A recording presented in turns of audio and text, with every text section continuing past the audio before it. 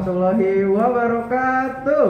Waalaikumsalam warahmatullahi wabarakatuh. Oke, selamat pagi semua. Di sini kelas 7 sama 8 ya? Oke, pada puasa? Alhamdulillah, semoga kuat ya. Sebelumnya, perkenalkan kami dari teman-teman mahasiswa pendidikan matematika Universitas Singapura Bangsa Karawang. Nah, untuk kali ini kita kan bakal ada seminar mengenai inovasi pendidikan. Teman-teman bakal ngedengerin beberapa inovasi pendidikan dari kelompok-kelompok kami, dan nanti juga bakal ada games yang berhadiah tentunya. Jadi teman-teman nanti kalau misalnya main games gak boleh malu-malu ya. Ntar dari cewek maupun cowok, ntar kita ada mau main games, pokoknya semuanya harus ikut dan semuanya pasti kebagian hadiah. Oke? Betul kan? Hadiahnya banyak nggak kak? Oke. Mungkin kita biar efektifkan waktu ya, kita langsung aja ke materi yang pertama. Teman-teman kalau misalnya ada yang jenuh dengan materi bilang aja, nanti kita langsung switch ke game atau yang lainnya ya. Oke, mungkin dari seminar ini kita ada berdelapan. Yang pertama itu adalah Doni Ramdan, di mana itu adalah saya sendiri. Yang kedua Nada Dwi Putri. Ada Anissa Fasah Desa Bita, agak susah namanya. Ada Miftahul Falah, Mila Oktavianti, Sekar Pangesti, Zahra Zakia. Asik, siapa tuh yang mau sama Kak Zahra? Dan yang terakhir adalah Cindy Windari. Oke, untuk yang pertama kita mengenai kurikulum dan mungkin langsung akan dijelaskan ya oleh Kamista. Kepadanya dipersilakan. Ini kakak akan menjelaskan yaitu terkait inovasi kurikulum berbasis kompetensi. Nah, pertama yang dijelaskan di sini tuh kurikulum berbasis kompetensi merupakan perangkat rencana dan pengaturan tentang kompetensi dan hasil belajar yang harus dicapai siswa, penilaian, kegiatan belajar, mengajar, dan pemberdayaan sumber daya pendidikan dan mengembangkan sekolah. KBK mengharapkan adanya hasil dan dampak yang diharapkan muncul pada diri peserta didik melalui serangkaian pengalaman belajar yang bermakna. Nah, apa aja sih yang dari kompetensi itu bisa dapatkan ke siswa? Nah, kompetensi yang pertama itu kompetensi akademik, yaitu peserta didik harus memiliki pengetahuan dan keterampilan dalam mengatasi tantangan dan persoalan hidup. Jadi di sini tuh minimal kalian tuh dapat pengalaman pembelajaran yang baik. Jadi dari SMP itu ilmu pembelajaran SMP bisa kalian lanjutin ke SMA, sampai kakak ini bisa kakak gunain sampai kuliah gitu. Untuk yang selanjutnya ada kompetensi okupasional, yaitu artinya peserta didik harus memiliki kesiapan dan mampu beradaptasi terhadap dunia kerja. Nah, di sini kan mungkin kalian udah pernah ngelakuin project dari sekolah kan, kayak projectnya apa sih? Apa sih projectnya? Oh iya, suara demokrasi yang seperti itu kan. Nah, yang selanjutnya ada kompetensi kultural, yang artinya peserta didik itu harus mampu menempatkan diri sebaiknya dalam sistem budaya dan tata nilai masyarakat. Jadi di sini tuh kalian setidaknya tahu loh apa yang dimiliki dari budaya Indonesia sendiri, apa yang Indonesia punya daripada negara-negara yang lainnya. Nah, yang terakhir kompetensi temporal, yaitu peserta didik tetap eksis dan menjalani kehidupannya sesuai dengan turutan dan perkembangan zaman, yang dimana setidaknya itu kalian tahu perubahan zaman atau kemampuan kalian di perkembangan zaman itu sendiri. Boleh di next lagi. Nah, untuk selanjutnya ada inovasi kurikulum berbasis masyarakat. Nah, kurikulum berbasis masyarakat ini kurikulum yang mendekatkan perpaduan antara sekolah dan masyarakat guna mencapai tujuan pengajaran. Karakteristik kurikulum berpusat kepada masyarakat, ditinjau dari segi pembelajaran baik orientasi, metode, sumber belajar, strategi pengajaran, berpusat pada kepentingan siswa sebagai bekal hidup di masa mendatang. Boleh di next. Oh, balik lagi boleh. Nah, semisal kakak punya proyek menumbuhkan cinta lingkungan. Nah, kira-kira tujuan dari menumbuhkan cinta lingkungan ini apa? Yang bisa tebak kakak kasih hadiah. Contohnya kayak kakak itu pengen kalian itu kakak itu pengen kalian kayak punya ilmu yang bermanfaat gitu, atau bisa mempunyai kepribadian yang baik gitu. Ada yang tahu nggak kira-kira? Menjadi apa? Seorang pemimpin gitu. Seperti itu contohnya.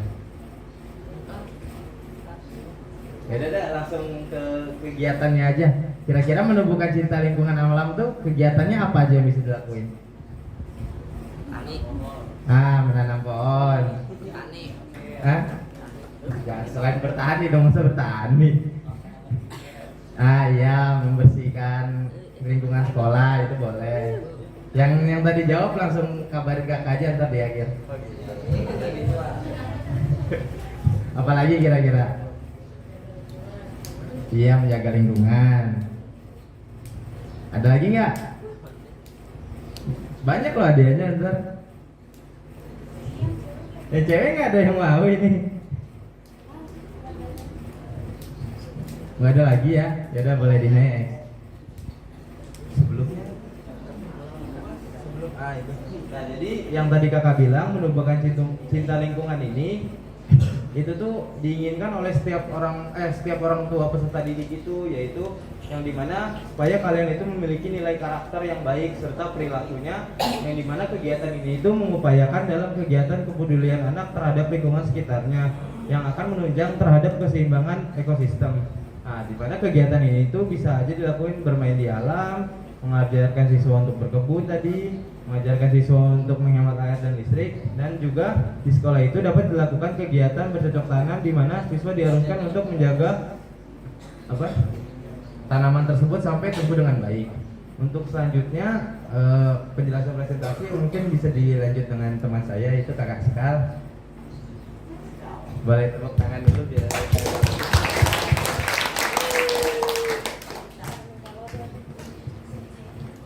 Oke, baik. Terima kasih Kak Miftah. Oke, izin lanjutkan ya teman-teman ya. Untuk selanjutnya ini ada inovasi kurikulum berbasis keterpaduan. Nah, kira-kira kurikulum terpadu itu apa sih? Jadi, kurikulum terpadu itu dia menyediakan di mana kesempatan dan kemungkinan belajar bagi para siswa.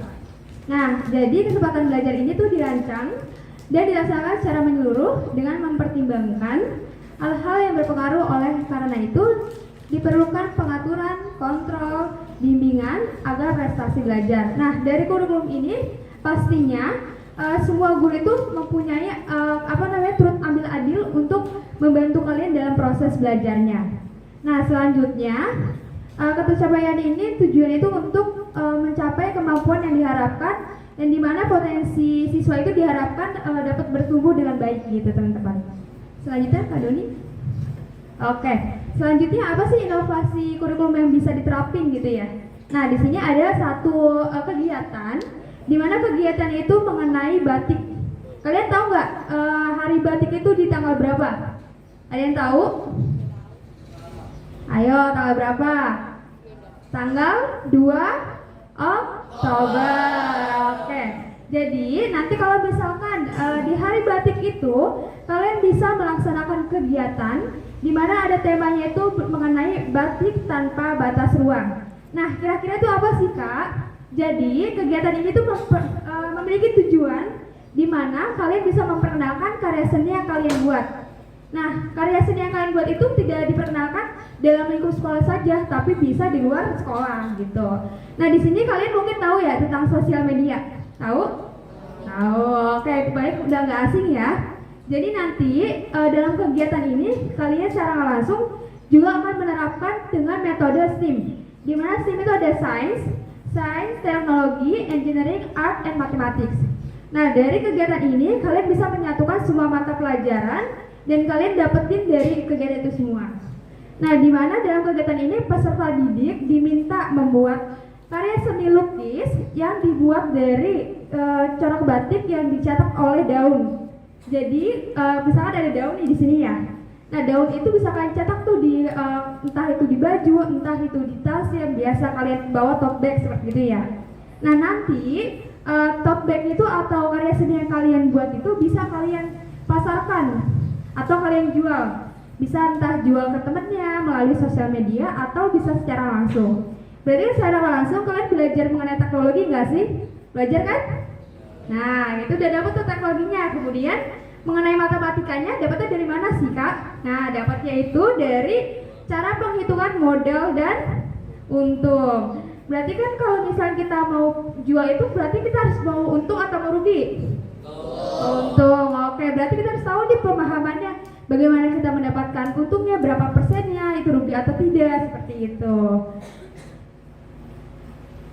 Nah, selanjutnya nih ada salah satu kegiatan dari Kamita. Oke, boleh dilanjut soal Kamita. Jadi sebelum kelompok kami menutup presentasi kita, jadi kakak itu pengen ngadain games, yaitu di mana sebuah lomba fotografi, yaitu dengan tema menjadi pemuda berprestasi dan bersinergi dengan kearifan lokal. Jadi kakak mau tuh pertama membentuk kelompok, tapi nggak usah dibentuk lagi sini, makanya Ikhwan dan Ahwat aja ya, nggak apa ya. Nah, gamesnya itu nanti kakak ngasih tiap kelompok itu HP, yang mana kalian itu mencari foto, terserah foto kalian kayak gimana yang berhubungan dengan kearifan lokal. Itu mau lucu terserah kalian, mau itu apa? Oh, mau lingkungan sekolah atau kelucuan terserah kalian, tapi semenarik mungkin dan itu akan dinilai oleh kalian sendiri dan juga kakak-kakak yang ada di sini. Oke teman-teman, perhatiin ya. Jadi ini kan hasil foto kalian udah dikumpulin sama kakaknya ya. Nah di sini kita mau menggunakan sistem penilaian dari kalian untuk kalian, oke? Jadi di sini kan kelompok 1, ya kan? Nah dari kelompok 1 ini, siswa yang kelompok 1 itu tidak boleh menilai foto hasil dari kelompoknya, oke? Paham? Nah gimana Kak cara penilaiannya?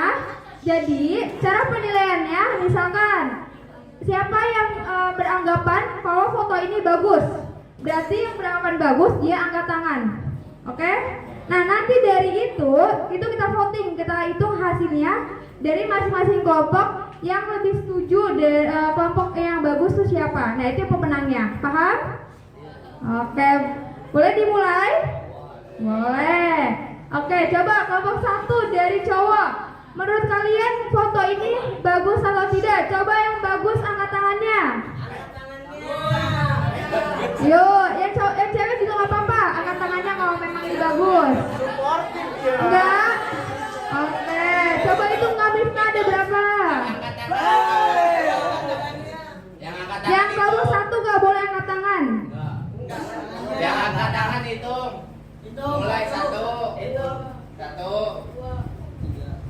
5, 6, 7, 8.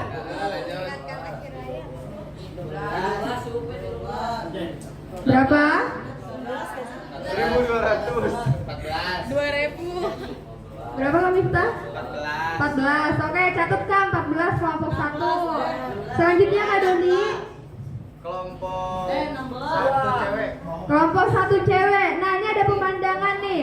Yuk coba dari cewek dan cowok boleh di-vote mengenai foto yang diambil oleh kelompok 1 dari perempuan. Yuk coba angkat tangan kalau memang ini dinilai bagus.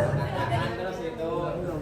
Dalam hitungan 3 harus angkat tangan ya yang beranggapan bagus ya. 1, 2, 3. Ya, Mas. Ayo. Ini bagus loh. Ini bagus loh. Ini bagus dong. Jujur enggak boleh bohong. Gak boleh bohong, ayo gak boleh. Nih kalau misalnya nggak kelihatan, maaf Kak. Boleh digantung. Fotonya kayak gini tuh, bagus fotonya. Yuk coba dilihat. Parah banget, angkat tangan dong. Cewek 4 Kak, cowoknya ada nggak? Nggak ada, oke berarti 4. Berarti kalian nggak tahu estetik ya? Lanjut Kak. Kelompok 2 cewek. Nah kelompok 2 cewek nih, dia lagi menyiram tanaman. Ada 2 orang cewek. Coba di voting ya. Yuk, 1, 2, 3. Kelompok 2. Ingat yang kelompoknya nggak boleh voting ya. Yang kelompoknya nggak boleh voting. Ada 6 dari perempuan, dari laki-laki ada berapa? Ini cowok gimana dah? Kalian gak mau baik hati lagi bulan puasa loh. Udah? Udah berapa Kak?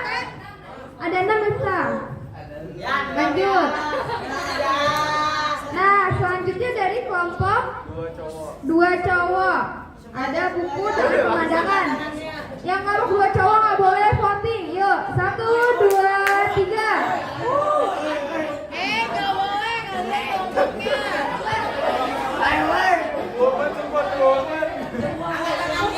Ini mah baru pindah baru.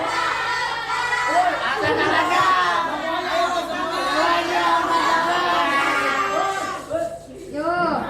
Berapa? Kak Cindy boleh dibantu gitu. Ada 1. 5, 6, 7. Ada cowok. Berapa? 11. Dari cewek nggak ada? Oke, berarti kelompok 2 dari cowok ada 11. Selanjutnya Kak Doni, terakhir ada kelompok 4. Oh, ada kelompok 3. Kelompok 3 dari cowok. Nah, ini ada beneran juga dia. Coba di voting. Kelompok 3-nya nggak boleh voting ya. Hitung, ayo angkat tangan lagi. Oke. Ada berapa, Mi? Yang angkat tangan hitung aja, angkat tangan dulu, angkat tangan. Angkat tangan. Yuk, angkat tangan yang memang kalau dia nggak bagus. Ada 10? Ada 10 berarti. Selanjutnya Kak Doni. Nah, terakhir kelompok 4 ada pemandangan juga. Terakhir yuk. Berapa votingnya? Yuk, kelompok 4 gak boleh voting ya. Selanjutnya ada kelompok 4 yuk voting. 1, 2, 3. Kelompok 4 siapa? Kelompok 4 gak yuk voting nih. 1 doang. Yuk. 6, 7. Ada 7, oke. Oke, teman-teman. Mungkin dari aku sama Kak Mifta cukup sekian.